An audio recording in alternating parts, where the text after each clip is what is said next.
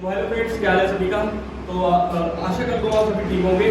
तो हमारा आज का टॉपिक है पार्वो की रिगार्डिंग। पार्वो कैसे फैलती है, पार्वो के सिम्टम्स क्या होते हैं। तो स्पेशली ये इंटरव्यू है हमारे डॉक्टर अमनदीप सिंह भट्टी, जो प्रोफेशनल वेटनरी डॉक्टर हैं, जो हमारे जलंधर में ही है। तो उनका स्पेशली हमने इंटरव्यू लिया है और हमारी इनकी वीडियो और भी है हमारे चैनल पे। तो हमारे चैनल में आप देख सकते हो। और जो मेरे भाइयों ने हमारा चैनल नहीं सब्सक्राइब किया है वो प्लीज सब्सक्राइब कीजिए और बेल आइकन जरूर दबाइए हमारी न्यू वीडियोस देखने के लिए। और इस वीडियो को देखकर आपको अच्छी लगी तो आप प्लीज लाइक कीजिए, कमेंट कीजिए। अगर आपको न्यू टॉपिक भी चाहिए तो वो भी टॉपिक आपको देखने के लिए हमें कमेंट कीजिए, उस रिगार्डिंग को भी हम वीडियो लेकर आएंगे। तो प्लीज आगे देखिए हमारी वीडियो।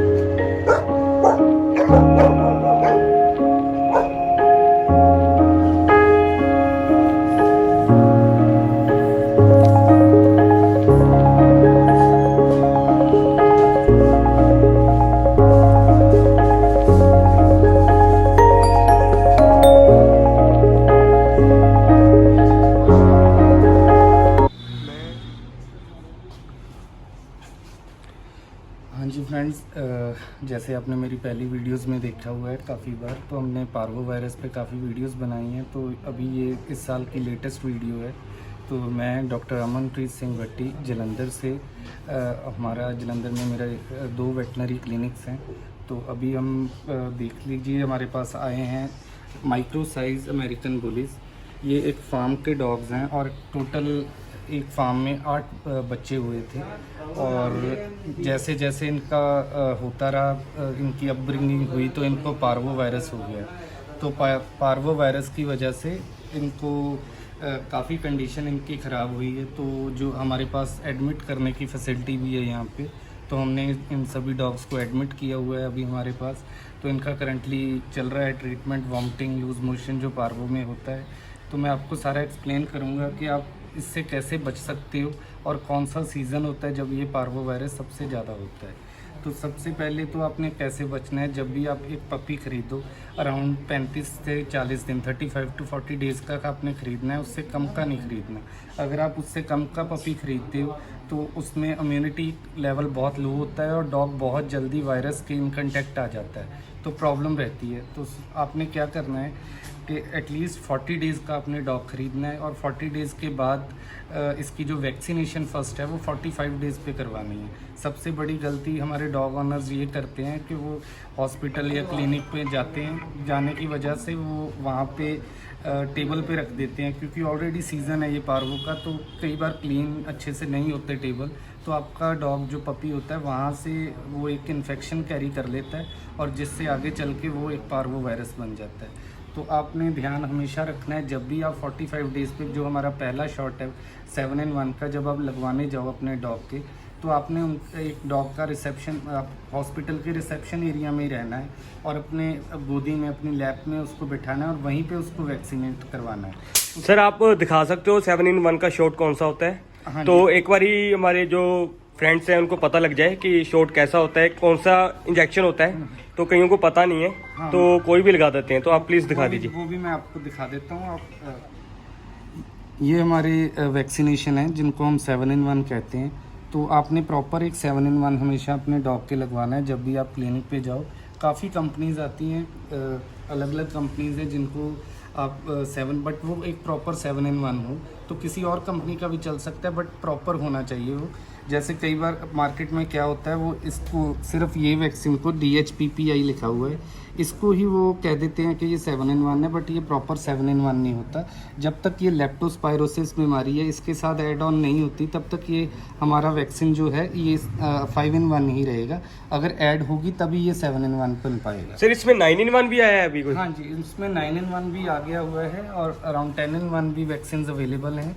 बट मैं प्रेफर यही करता हूँ जो हमारे छोटे बेबीज़ होते हैं, अगर आप किसी प्रॉब्लम में ऐसा भी हो जाता है कि हम ज़्यादा छोटा बेबी बाय कर लेते हैं, तो एक पपी डीपी इंजेक्शन आता है, वो आप अपने डॉग को लगाइए, क्योंकि उसमें मोर देन 40% हमारा रहता है जो हमारी पार्वो और डिस्टेम्पर को कवर करने के लिए जो एंटीबॉडीज़ होती हैं। सो 7-in-1 बेस्ट रहता है, आप 7-in-1 नहीं लगवाइए। जब आपके बूस्टर डोज हो जाएंगे तो बूस्टर डोज में आप अपने 9-in-1 या 10-in-1 आप लगवा सकते हैं। तो बाकी सर इससे मतलब क्या क्या होता है जब पार्वो होता है, तो क्या ध्यान रखें, मतलब किसके, आपने ये तो बता दिया कि डॉक्टर के पास जब भी शॉट लगवाने जाओ तो पूरा ऐसे देखवा रखिए, हाथ में पकड़िए, इंजेक्शन लगवाएं।